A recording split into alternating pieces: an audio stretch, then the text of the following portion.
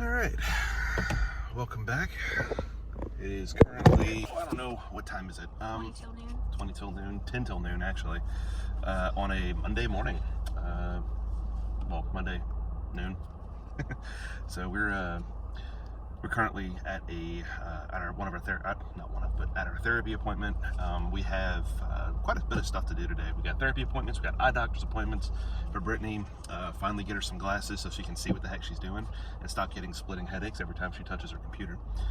And we got at 6 o'clock tonight. We got a meeting with our accountant. Yep. So I'm gonna itemize a bunch of medical expenses and stuff. Which, by the way, if you don't know, if you get a bunch of medical expenses in a year, look into itemizing your medical expenses, because there's a bunch of tax deductions for that stuff. So the more you know. Brittany is currently doing her makeup. Just trying to do my lipstick, but it's not working very well because one of the new side effects of the drugs are literally causing my lips to like flake and peel, and it looks disgusting. I hate it, and it hurts. It burns like fire. And the chapstick that I have has been the chapstick that I've used for years, so much so that it's been discontinued. I've been buying it on like the black market and really weird places online, but it is now not working and causing even further issues for me. Oh, I thought it was just you couldn't find it anymore. No, it's both. Like, it's actually, I think it's irritating it. Ooh. Yeah. You got lipstick on your teeth. Yeah, I always do. Yeah. Well, it's been a heck of a... We got a tarp on our roof now. Yeah, it's blue. It's been a heck of a day. A heck of a... Weekend? Year? Heck of a year. Yeah. I mean, we were almost... February 21st. When did we get diagnosed? March 18th. March 18th. So... Well, no, March 15th. Sorry. March 15th. So almost a little bit less than a month from now, it'll be our 1-year anniversary. And we were talking about the anniversary anxiety. Like, people will get reoccurring, get upset or get really anxious or whatever, like on the anniversary of a particular traumatic event.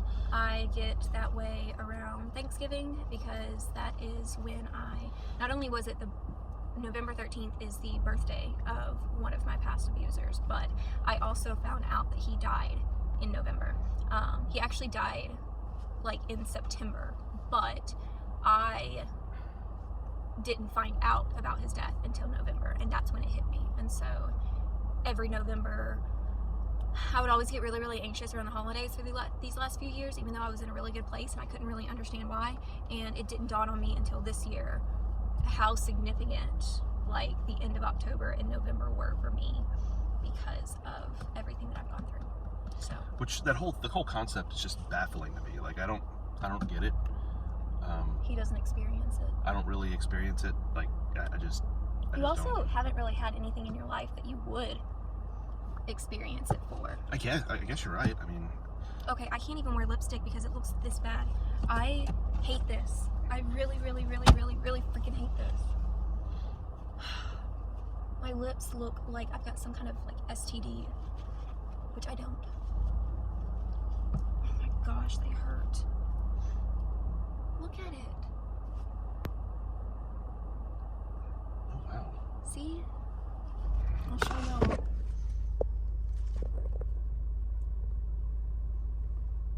I can't hold the camera still enough. All of that is actual flaking. It goes beyond my lip. It happens over here. Oh my gosh, I hate this. It hurts. I hate cancer. Yeah. Alright guys, so I'm outside and I'm doing my devotional, and I just find it amazing how God moves and works. There's part of me with how crazy things have been. I haven't been able to sit down and actually journal and do my devotional and really get into it. And I started to feel guilty for that. But Milo, no, you're gonna knock stuff off. But then I realized as I'm doing this devotional that God already knew that I wasn't gonna be doing my devotional those days. And it just so happens that the next entry in my devotional book that I'm going through fits into exactly what has been happening within our lives the last few days. And if I would have read it 5 days ago, it would not have had the same impact that it has on me today because of what's happened over the last few days. And so I just think that it's so amazing how he works through that. And I couldn't help but like share exactly what it is that he's showing. Darren is going into outage, and that means that he's going to be working like 60 to 80 hours a week. We really need the overtime pay, and we've got a lot of medical bills coming up. And so we've been trying to figure out with my upcoming Houston trip that's coming in about 2.5 weeks, does Darren take off for an entire week and lose that overtime pay? Or do we somehow figure out a way to have somebody else take me? And that's really, really vulnerable to have to ask, because Darren, one, I want my husband there. Like, I'm battling cancer and he's my battle buddy. And he's been there through every single part of it, every step of the way. Not once has he missed doctor's appointments. Even at the beginning when we were getting diagnosed at MD Anderson and he couldn't come in with me, he was still on the phone with me the entire time. And so it feels so weird to not be able to have him there with me. But at the same time, there are family members who have been wanting to help us more than what they are able to feel like they are able to do. And for the first time, we had to be really vulnerable, and I had to text my aunt and uncles. My uncles are my mom's brothers, and they're who walked me down the aisle, and so I'm really close with my uncles and their wives. And they've had a profound impact on not only my life as I was growing up, and them being a consistent, loving adult for me. Despite me living in an unloving situation, they were always there for me, even when they were raising their own families.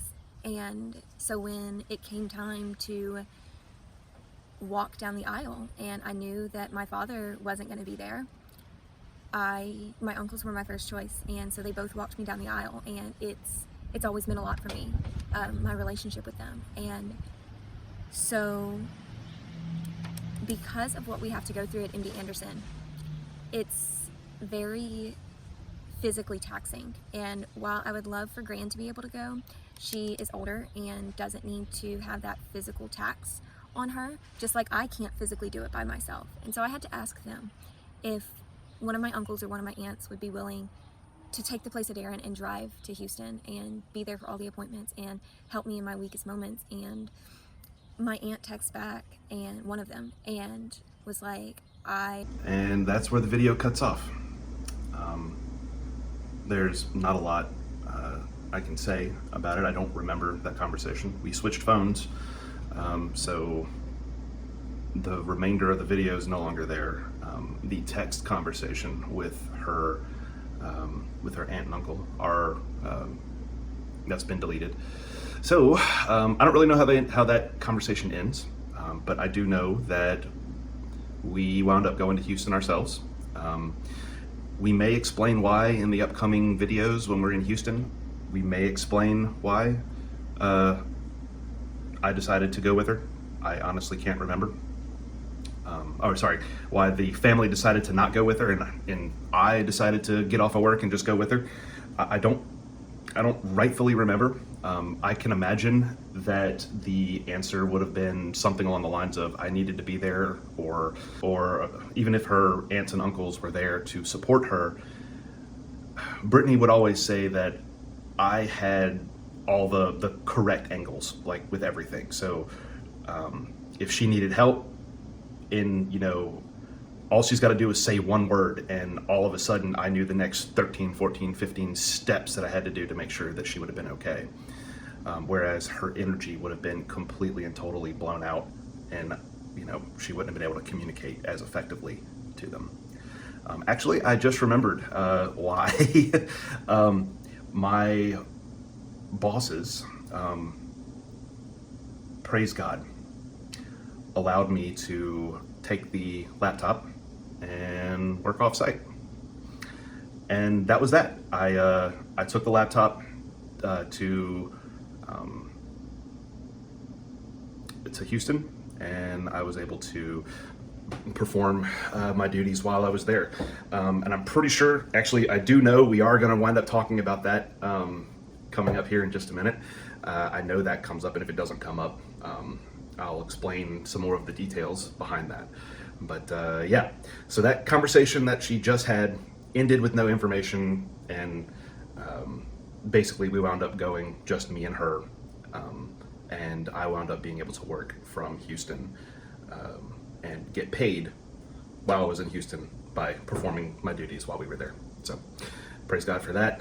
I got to keep some of the money. Obviously it wasn't overtime, right? But I was able to make 40 hours a week, and I think I was just super thankful. So anyway, on with the videos. Scooby-Doo! Look at it! This is my new cancer cup now. This is what all of everything is going in. Your cancer cup? Yeah, I've had my blue one for like an entire year now. Maybe I'll just upgrade them every year. It's about the year mark. Right. And I'm gonna put on my Scooby-Doo socks. I love it! Oh my gosh! I'm putting on my Scooby-Doo socks. I think these are better than the Friends socks she got me. I love it.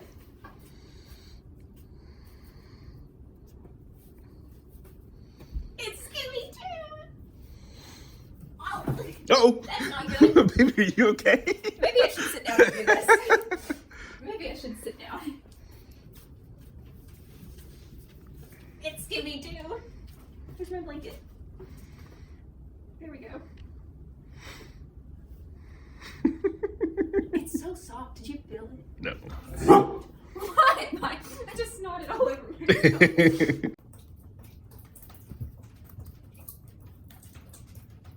Go ahead and do it, Milo. Why does that keep happening? Get a drink, Milo. Get a drink. What's wrong? Is the ceiling leaking? Yes. Yes, it is. The ceiling is leaking. And so we're filling up the dog bowl, the dog water bowl, with the ceiling leaking. I don't know what's happening. The ceiling shouldn't be leaking because they just retarped everything and told us. No, they didn't. They did retarp everything. Well, they charged us $325 for the retarping, but that doesn't necessarily mean they retarped it. They readjusted it to fit all the holes. They put 6 nails in the tarp. That's what they did. Yeah, and they charged us $350 for it. Oh, look, Milo's trying to drink.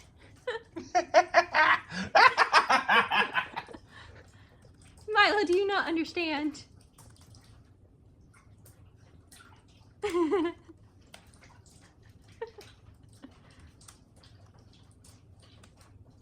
don't get it. Neither does Milo. I can't. Yeah, so we've got to call the tarp people again to get them out here. Our house is still in shambles. There is nothing we can do because contractors are so behind on everything right now. It's going to be at least a month to a month and a half before the soonest person would get in here to be able to do it. Meanwhile, it has been raining all day and the roof is now leaking more.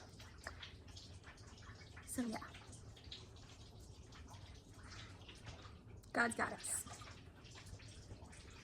Because God always has us, and I have to remind myself of that when there is water falling from my living room ceiling.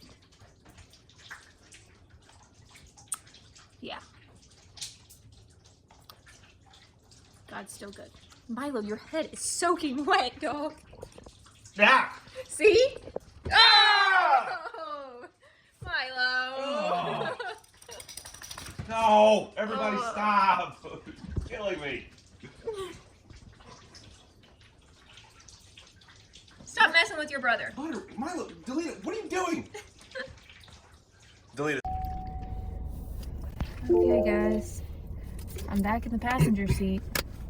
Got Darren's sunglasses on. There you go, babe. Oh, you were fixing my drink for me. Uh-huh. So, y'all don't know this because I ran out of storage on my phone. We got a new phone so that I could redo storage. I fell out of a hammock. You say it like that, it's funny.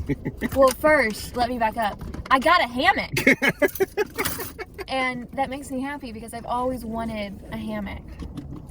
And I got one of those old school rope hammocks. Wait, I'm not buckled. Sorry. I got one of those old school rope hammocks. And I've been really enjoying it. Darren needs the coffee. I've been really enjoying it. But if you've ever been in a rope hammock, you know that they're very easy to flip out of.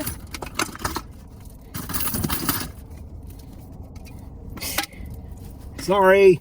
They're very easy to flip out of, and yeah, that's what I did. Landing my shoulder, like my shoulder blade, the muscle or tendon that's right between your shoulder blade and your spine.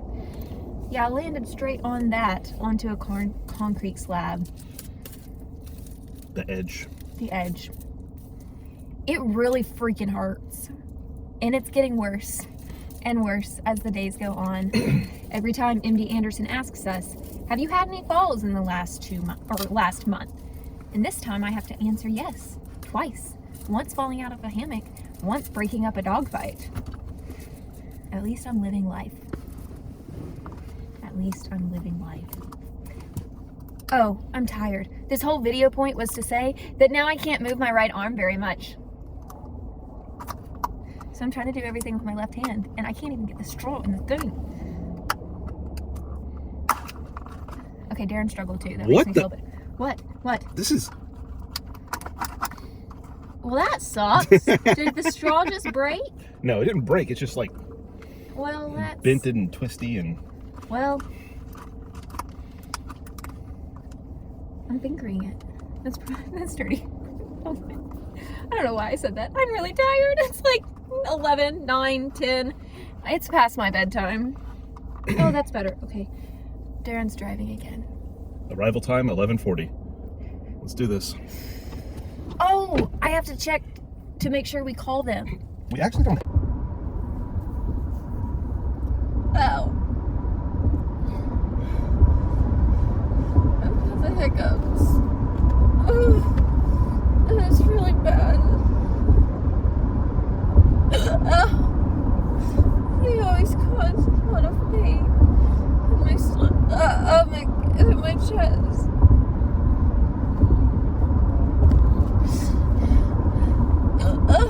And now, tonight, because of my right shoulder being pinched, damaged from the fall. Every time I hiccup, it pinches all the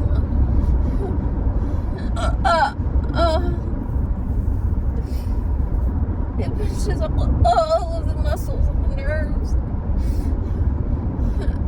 It makes shooting pain down my back and down my arm, and in my boob, and in my chest.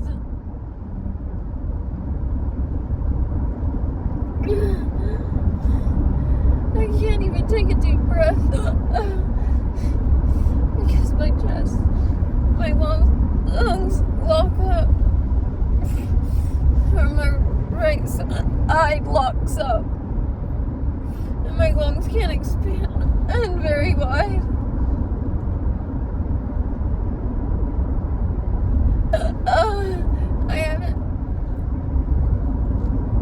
I haven't had one like this since the beginning of our journey.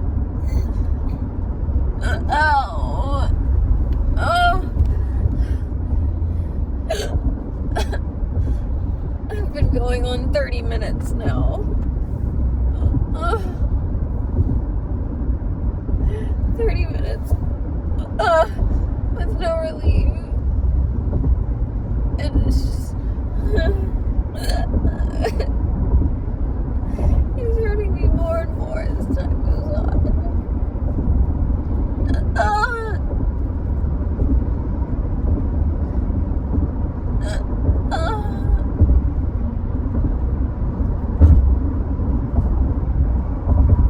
This could be one of the side effects, the lasting side effects from radiation because of where they were radiating.